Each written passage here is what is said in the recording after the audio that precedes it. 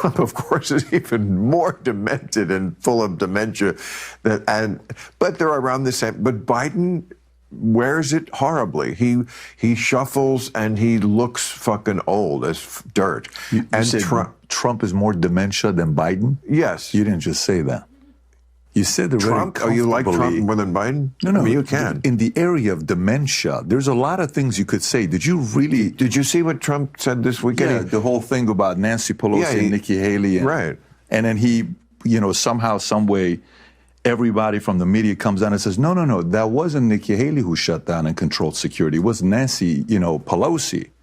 But to say dementia between the two, I mean, like, look, Biden, you listen to 100 speeches, you can't even, he can't even go through his speeches. Patrick Bet-David has been absolutely on fire recently. I had been skeptical of Patrick Bet-David in the past, but now I think he's kind of proven himself, and he's definitely earned my respect with a lot of the things that he's been saying. He's saying a lot of things that most people in his same space are just straight up scared to say. And in this video, he calls out and absolutely destroys Bill Maher and some of the statements, the just absolutely insane statements that Bill Maher have been saying about Trump versus Biden and Trump versus whoever the Democratic nominee will be. Patrick Bet-David absolutely destroys all the nonsense coming out of Bill Maher's mouth because he's just fed up with all this woke BS. Let's get into this video here from Patrick Bet-David absolutely demolishing Bill Maher and his wokeness. So, the debate with Biden, clearly the guy's lost a step or two. And dementia, Alzheimer's, did he get hit in the head? He was cold, traveling. This was just 5 months ago, the conversation that you had with Bill Maher. I said, well, there's receipts. This is an interesting dialogue that you had with Bill Maher. By the way, Biden just came out and said he's staying in the race. Mm-hmm. We've been speculating all week on the PBD podcast. Is it Kamala? This was one day before he dropped out, by the way. That's why they're saying this. Michelle, the numbers, Gavin Newsom, what's going to happen here? Who is it? Gretchen Whitmer? Well, Biden just said, I'm not going anywhere. I'm going to beat Trump. Okay. But what's going on with his health? Here's this clip of your exchange with Bill Maher, and I'll ask you a question on the other side. Ages, the way, people like, this is the problem we're having right now with Trump and Biden. Trump, of course, is even more demented and full of dementia. But they're around the same. But Biden wears it horribly. He shuffles and he looks fucking old as dirt. You said Trump is more dementia than Biden? Yes. You didn't just say that.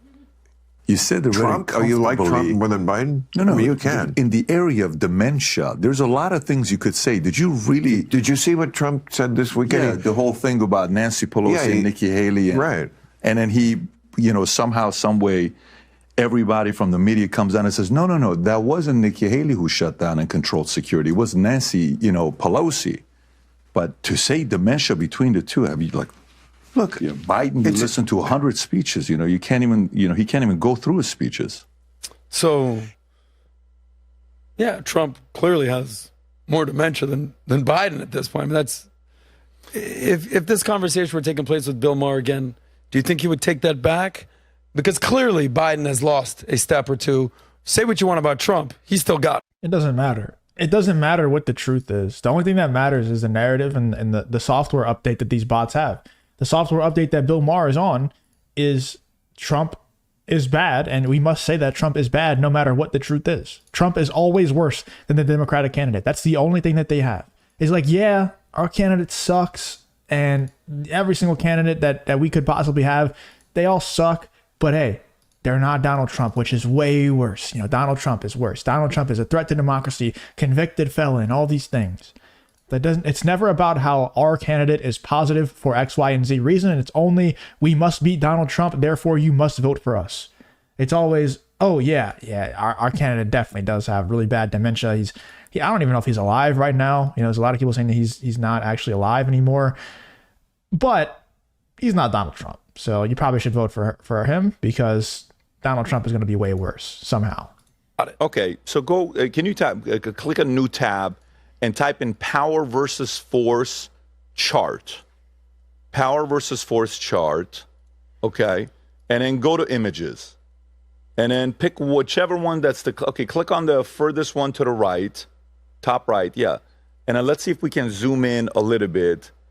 If we can just zoom into that. Yeah, just click on it and go to the page and Control Z. And okay, that's good. If you can Control Z a little bit. So watch this. Yeah. Okay, what feeling and energy did Bill Maher give you? Was it shame? No, he wasn't ashamed. No. Was it guilt? No. Apathy? No. Grief? No. Fear? He gave you fear. He's afraid Trump's going to go there. Yep. Is it desire? No. Is it anger? Yes. A little bit. Absolutely. Pride? Did you feel pride? Yes. Did he have the courage to be straight up? No.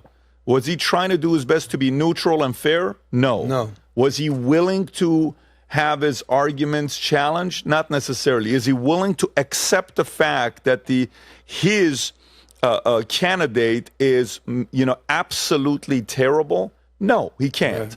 And was he able to reason? No. And then you got love, joy, peace, enlightenment. That's a whole different thing that we're all Right. trying to get to, right?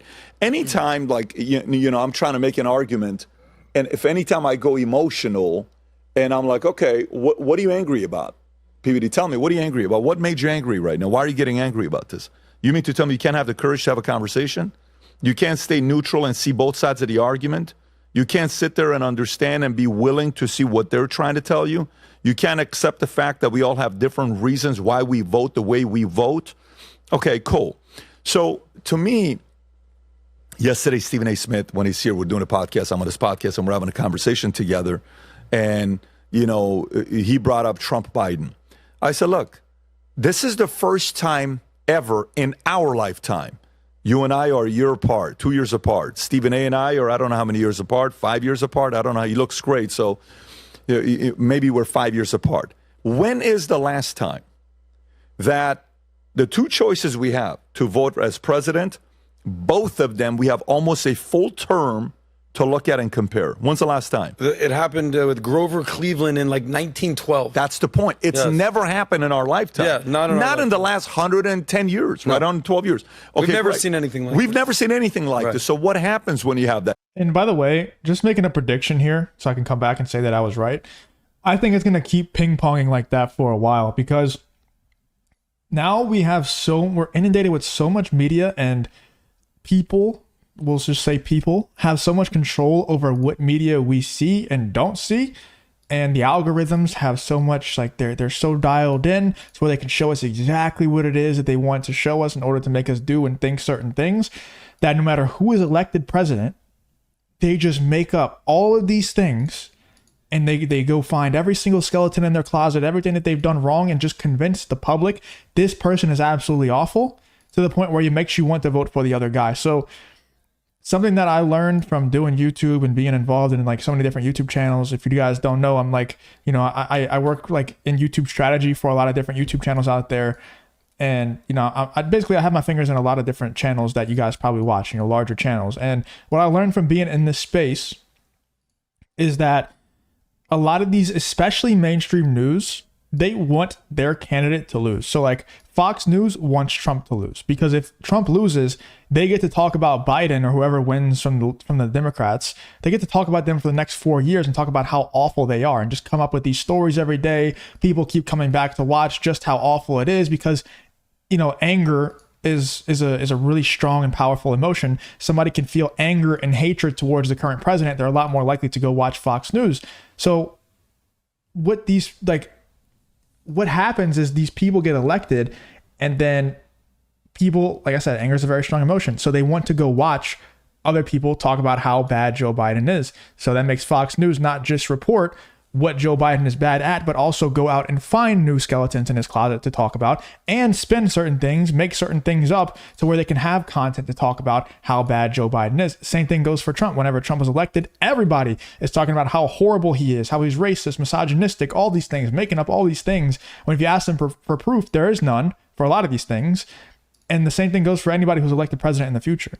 Anger is such a powerful emotion. It makes people want to watch, hatred, anger, those emotions, they're very powerful. It makes them want to watch and makes them want to consume, buy products, things like that. So that's why people want to take advantage of that. So I think the brainwashing is so strong with the algorithms now, the brainwashing, and people have become so advanced in understanding what it is that audiences want to see, what grasps audiences. A lot of it is negativity. It's all negativity. So every single president is just going to be bombarded with all of these negative articles, all of these negative, social media clips, tweets, YouTube videos, everything, that I think it's going to just keep ping-ponging back and forth, no matter who is in office, no matter how good they are at their job. I'm not saying we've had a good person good at their job in recent history, but no matter how we can have the greatest president of all time, they're going to be bombarded with all of this negativity to the point where the general public is going to say, all right, we should probably vote for anybody who is not this guy, because obviously this guy is just absolutely awful. I think we're going to keep ping-ponging like that for a while until people start to catch on to what it is that I'm saying. That here's what it means. I'll give the best analogy for you to think about. Let's just say, Adam, this is a weird one for you because you wouldn't go for this, but just try to process this one here. Imagine you got two girls you love. Okay? Each of these girls, when you were in your 20s, you were with for 4 years. Okay? I like where we're going here. Each of them you're with for 4 years. Okay? You know what you like and don't like about each. And you know what was a deal breaker and not a deal breaker with each, right? Right. It's not hard to choose who you know for a fact you don't want to be with. And it's not hard to choose who for a fact if you have only those two choices, guess what? Who you're willing to be with, right? Okay. Take a woman who, two guys she knows, and she knows them very well. Each of them you worked with for 4 years, or each of them you spent time with for 4 years. Maybe you didn't even date, but you spent 4 years with this person. You worked at a company, and you and him spent literally 50 hours a week together for 4 years. And you spent 4 years at this other company, and you spent 4 years, 50 hours a week with this guy. He told you all his stories. When you go to lunch, he would tell you all the stuff about his exes, what's going on.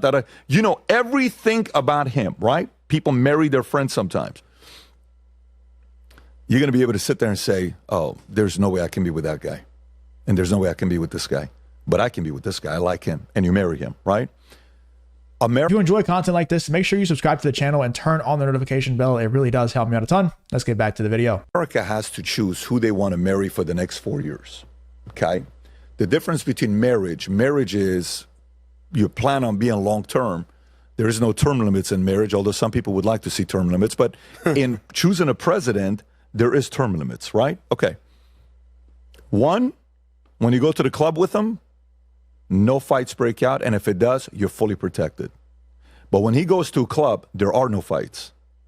One, whenever bills had to be paid, he had the money to pay for it.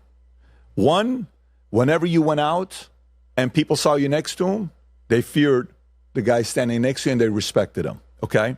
And they're like, hey, how you doing? Good. And it's like, oh, okay, wow, shit, she's with him? Damn, that's pretty crazy. And then the other one, when you would go and you're trying to introduce yourself, this is my boyfriend. Hey, he would grab your hand and he would massage your friend's hands. You're like, hey, Johnny, please don't touch him like that. This is my friend. And imagine you're trying to tell your boyfriend, don't touch him like that. Imagine you go and introduce him to your cousin who's got a 12-year-old daughter, and your boyfriend sniffs your 12-year-old daughter's hair. It's a little weird, right? You're embarrassed to almost show your boyfriend to other people, your girlfriend to other people. Those are the two options. You can say whatever you want about Trump. You can say whatever you want about Biden. One has to choose. When you go to the nightclub, you feel safer with the other one. There's never been any fight. When the other one goes to the nightclub, nobody fears him. There's always fights being broken out, and you're worried about you getting hurt. So the American people have a very easy choice to make. This is not that complicated, at least for the next 4 years. What's going to be hard will be the 2028 election, not the 2024. Because the 2028 election, a lot of people are going to come out. Yeah. 2028, I think. I've been thinking about this as well. I think I said this in my video yesterday. I don't like making statements like this because I don't even know if the elections are fair anymore.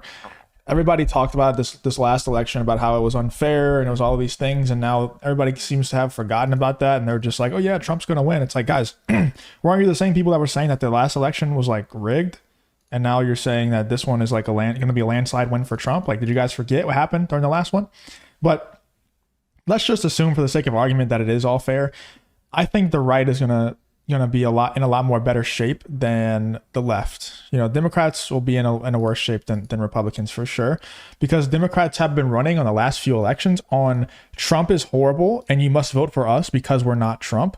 And then once it becomes Vivek Ramaswamy, because I think that's who's going to be the clear front runner, in my opinion, for the next election, once it becomes him, they're not going to be able to say that anymore. They're going to try their best to come up with things, but whenever they start to go to the same insults and the same criticisms of Trump, and they're going to go to Vivek Ramaswamy with those same things because that's all they have is the istophobes and things like that, and the accusations, the grape accusations and stuff like that, they're going to go to the same things.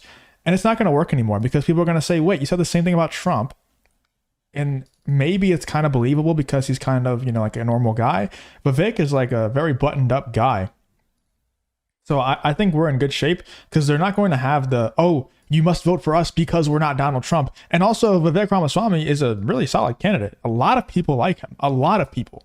I like him a lot. There's some things that's kind of fishy where it's like his college was paid for by George Soros or something like that. So it's a little fishy here and there, but I like him a lot. I think he's a really good candidate. He's really well spoken. And I really genuinely think he has the people's best interests at heart. Now, politicians a lot of times are really good salesmen. They're master salesmen and master manipulators and all these things. So we'll see, I guess. But I think we're in good shape for 2028 for sure. I think Cuban's going to come out. I think Mark Cuban. I think Dwayne's going to come out. Johnson. I think Jamie could come out. Diamond. These guys are stepping away. I think Vivek's going to be the number one draft pick on the right. I think there's going to be a lot of highly qualified, famous. Did you know what Mr. Beast just tweeted right now? He said if they reduce the age limit, something I would run for office. Yeah. Right. So Mr. Beast, 250 million YouTube followers. You can say whatever you want. Guess what? He's got the younger votes, right? So what's he going to be doing in 10 years if he's got interest? I think the game of politics is going to change in the next 4, 8, 12 years, and it hasn't even started. The dynamics are going to be to the point where they're going to have to put some new rules in. It's going to change in a big way. But for now, it's actually the easiest election you'll ever have. You know exactly what both are going to do.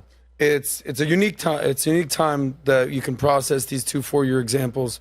To go to this, I would argue at this point I'm in the at least being reasonable camp. I have the ability to reason. We've talked about this before, right? I would say that when I started with Valuetainment, I was probably more in the desire, anger, certainly. Yeah, I actually don't care about what Adam has to say. I'm sorry. I don't really care. Anyway, let me know in the comments what you thought about Patrick Bet-David and his statements on Bill Maher.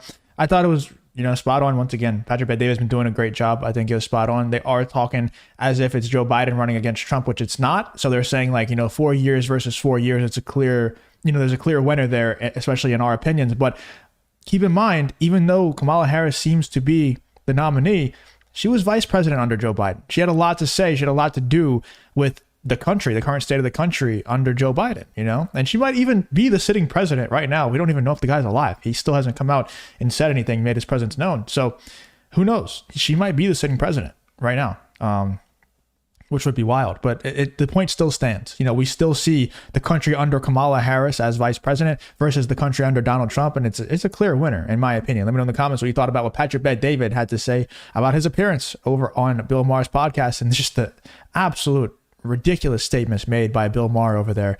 Let me know in the comments what you think about this whole Patrick Bet-David versus Bill Maher situation.